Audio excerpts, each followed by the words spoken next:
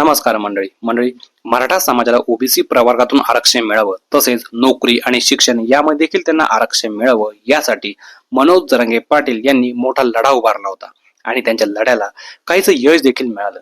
तसेच आता काही दिवसांपूर्वी मनोज जरांगे पाटील हे पुन्हा काही मागण्यांसाठी अंतरवेली सराटी येथे उपोषणाला बसले होते। मात्र एकाच दिवसात सरकारने त्यांच्या काही मागण्या पुन्हा मान्य केल्या आणि त्यानंतर त्यांनी उपोषण मागे घेतले। आता शासनाने एक नवीन निर्णय मराठा समाजासाठी घेतला आहे, तो म्हणजे ज्या सुविधा ओबीसी समाजाला मिळतात त्या सर्व सुविधा आता मराठा समाजाला मिळणार आहेत आणि हा एक प्रकारे ऐतिहासिक निर्णय मानला जातो आणि याचे सगळीकडे कौतुक देखील केले जात आहेत। तसेच मनोज जरांगे पाटील यांनी एक नवीन मागणी सरकारकडे केली होती, ती म्हणजे मराठा कुणबी समाजासाठी स्वतंत्र मंत्रालयाची स्थापना आणि त्या संदर्भात एक चांगली खुशखबर आता मिळालेली आहे अशी माहिती सूत्रांकडून मिळत आहेत। तर व्हिडिओ त्यासाठी पूर्ण बघा मित्रांनो। मराठा समाजाला आता ओबीसी समाजाप्रमाणे सुविधा मिळतील असा शासनाने निर्णय घेतल्यानंतर मनोज जरांगे पाटील यांनी पत्रकारांशी संवाद साधला।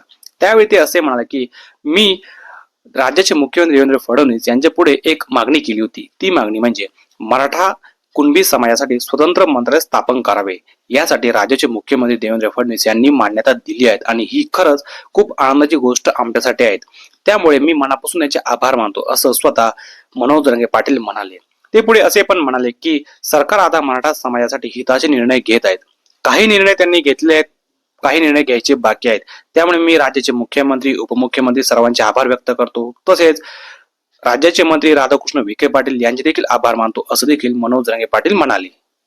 तसेच पुढे असे पण म्हणाले की एखादे काम केले तर त्याचे 100% श्रेय आम्ही त्यांना देऊस असे म्हणत त्यांनी मुख्यमंत्र्यांचे आभार मानले। तसेच मराठा समाजाच्या लढ्याला आलेले सर्वात मोठे यश हे म्हणावे लागेल असं देखील ते म्हणाले। त्या असे म्हणत त्यांनी सर्वांचे आभार व्यक्त केले। मित्रांनो, तुम्हाला या सर्व गोष्टींबद्दल काय वाटतं नक्की आपलं मत व्यक्त करा। व्हिडिओ आवडल्यास जास्तीत जास्त लाईक करा, शेअर करा आणि चॅनलला सबस्क्राईब करायला अजिबात विसरू नका। धन्यवाद।